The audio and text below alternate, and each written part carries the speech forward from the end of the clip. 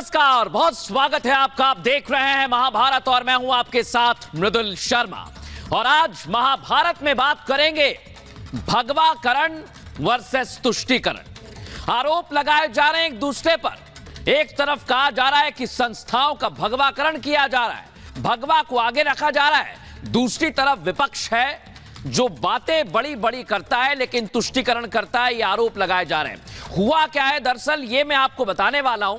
दरअसल दूरदर्शन का लोगो बदला गया है, लेकिन इसके पीछे की कहानी क्या है और इस पर कैसे आरोप लगाए जा रहे हैं, आइए जरा सबसे पहले आपको वही बता देता हूं। प्रचार भारती वर्सेस प्रसार भारती की लड़ाई यहां पर तेज हो गई है। दूरदर्शन के भगवा लोगो पर सियासी हंगामा हो रहा है। आपको यह बता दें, टीएमसी ने भगवाकरण का आरोप लगा दिया है। इतना ही नहीं, प्रचार भारती को लेकर कहा कि ये प्रसार भारती को लेकर कहा कि ये प्रचार भारती बन गया है। टीएमसी की तरफ से कहा गया। ममता ने कहा कि जैसे मोदी प्रचार में लगे हैं वैसे ही ये किया जा रहा है। बीच चुनाव में रंग कैसे बदला और इलेक्शन कमीशन इस पर एक्शन ले। बीजेपी ने टीएमसी को इतिहास का पाठ पढ़ाया है। बीजेपी ने बताया कि 1982 में दूरदर्शन का लोगो नारंगी रंग का था। बीजेपी कह रही है भगवा रंग का था। अच्छा है, गाली नहीं दी, लेकिन ममता बनर्जी के चेहरे पर हार की हताशा दिख रही है। इतना ही नहीं, इस मामले को लेकर यह भी कहा गया कि पहले भी यही रंग था, अब दूरदर्शन की घर वापसी हो गई है। आपको यह भी बता दें, सूचना प्रसारण मंत्री अनुराग ठाकुर ने भी इसको लेकर ममता बनर्जी को निशाने पर लिया, जवाब दिया और कहा आश्चर्य नहीं है, दीदी का भगवा प्रेम सबको पता है। यानी एक तरफ अलग अलग तरह से आरोप लगाए जा रहे हैं, दूसरी तरफ अब यह बयानबाजी भी तेज हो गई है। लेकिन इस भगवाकरण पर मुख्यमंत्री योगी आदित्यनाथ ने चेतावनी दे दी है और बता दिया है। मुख्यमंत्री योगी आदित्यनाथ ने ममता बनर्जी को करारा जवाब दिया है। तुष्टीकरण की राजनीति को लेकर मुख्यमंत्री योगी आदित्यनाथ ने आईना दिखा दिया है। इतना ही नहीं, बंगाल में रामनवमी जुलूस पर भी मुख्यमंत्री योगी आदित्यनाथ ने बयान दिया। यह तुष्टीकरण की नीति का दुष्परिणाम है, यह कह रहे हैं मुख्यमंत्री योगी आदित्यनाथ। योगी का इशारा सीधे बंगाल पर है और बंगाल में जो अराजकता है उसे लेकर है। बंगाल से ही भगवा के खिलाफ आवाज उठी और अब एकमात्र संत मुख्यमंत्री योगी ने ममता बनर्जी को लताड़ लगाई है।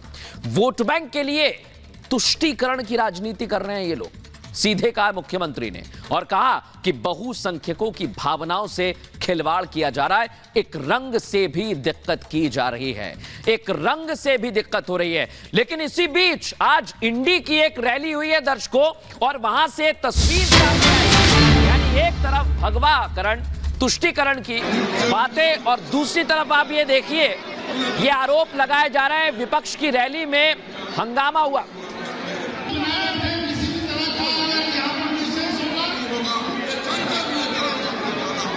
ये तस्वीरें जो आप देख रहे हैं, ये इंडी की रैली में हंगामा हुआ है। इंडिया अलायंस की साझा रैली जो कि झारखंड के रांची में थी, लेकिन वहां दो गुट आपस में भिड़ गए।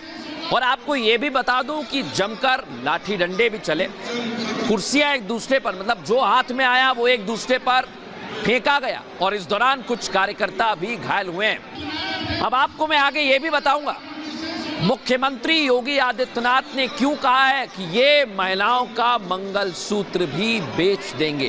कैसे अलग अलग तरह से बयान आ रहे हैं। और प्रधानमंत्री नरेंद्र मोदी ने यह बड़ी बात कही है कि कांग्रेस अगर आएगी तो वो मंगलसूत्र तक बेचने का काम करेगी।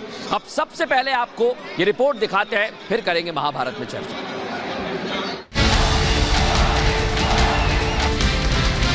तुष्टीकरण के नाम पर वोट बैंक की जो राजनीति है, उस वोट बैंक की राजनीति ने हमेशा इस प्रकार के सांप्रदायिक तनाव को जन्म दिया है। बंगाल के लिए अब योगी ने ताल ठोक दी है। ममता की तुष्टीकरण पॉलिटिक्स पर योगी चुप नहीं बैठने वाले। राम भक्तों पर पत्थर चले, रामनवमी पर दंगा हो और योगी देखते रहें, ये हो नहीं सकता, क्योंकि योगी ने यूपी में कानून व्यवस्था पर लगाम लगा दी है और दीदी के राज में दंगल हो रहा है, जिस पर मोदी के योद्धा योगी भड़क गए। रामनवमी के अवसर पर या इससे पहले होली के अवसर पर वेस्ट बंगाल के साथ साथ गैर भाजपा शासित प्रदेशों में जो दंगे हुए, ये बहुसंख्यक समाज की भावनाओं के साथ खिलवाड़ करने, तुष्टीकरण के नाम पर वोट बैंक की जो राजनीति है, उस वोट बैंक की राजनीति ने हमेशा इस प्रकार के सांप्रदायिक तनाव को जन्म दिया है। बाबा ने ममता दीदी की ऐसी क्लास लगाई कि अब बंगाल में तुष्टीकरण करने से पहले वो 100 बार सोचेंगी। लेकिन ये बवाल शुरू हुआ है सरकारी चैनल दूरदर्शन के लोगो और उसका लुकआउट एंड फील बदलने से, क्योंकि ममता को लगता है कि बीजेपी भगवाकरण कर रही है। बात सिर्फ दूरदर्शन, रामनवमी या भगवा की नहीं, क्या विपक्ष को हर उस चीज से दिक्कत है जो भारत की संस्कृति है और बीजेपी उसे अपनाती है।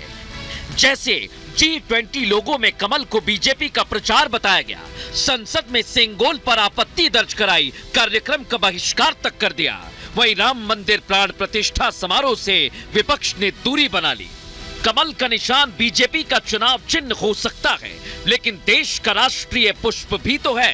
राम किसी एक के तो नहीं है, फिर इंडिया अलायंस क्यों परेशान हो जाता है? इस लोकसभा के चुनाव में 25% सीटें ऐसी हैं जहां एक गठबंधन के लोग एक दूसरे को मारने काटने में लगे हैं, एक दूसरे के खिलाफ चुनाव लड़ रहे हैं। अगर जिसको चुनाव के पहले इतनी लड़ाई चल रही है, तो चुनाव के बाद लूट के लिए तो कितना ज्यादा लड़ाई लड़ेंगे, इसकी कल्पना कर सकते हैं। देश में पहले चरण का चुनाव हो गया है, टीम मोदी उत्साहित है, लेकिन प्रचार में जोर लगाने के बजाय विपक्ष ने संविधान, लोकतंत्र के बाद अब रंगों की राजनीति शुरू कर दी है। यानी सीधे सीधे तुष्टीकरण, ताकि कुछ वोट तो मिल सके। लेकिन मिलेंगे कैसे? अलायंस बनाया है, जिसकी आज रांची में रैली थी, मगर राहुल गांधी वहां भी नदारद थे। लेकिन मोदी के रणबांकुरे हर राज्य में जा रहे हैं।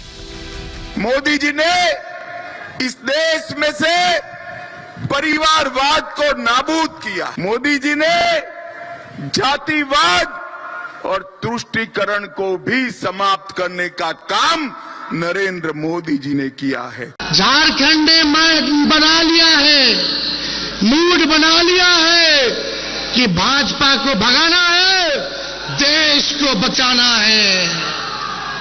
जो लोग जुमला लेकर के आए थे, वो आज गारंटी लेकर के आए हैं। ये जुमले से 10 साल बड़ी गारंटी है। देश की जनता उनकी गारंटी नहीं चाहती है। देश की जनता बाबा साहब भीमराव अम्बेडकर जी ने जो संविधान में हमें गारंटी दी है, वो गारंटी चाहते हैं। दूसरे चरण की वोटिंग में बस 5 दिन बचे हैं, लेकिन विपक्ष को लगता है कि हार के दूरदर्शन हो गए हैं। 4 जून को क्या होने वाला है, इसलिए अब भगवा के खिलाफ मुहिम छेड़ दी है। सियासत अब भगवाकरण बनाम तुष्टीकरण हो गई है। क्या ममता का ये दाव बंगाल में टीएमसी का और देश भर में इंडी का सूपड़ा साफ कर देगा? इसी पर आज की महाभारत।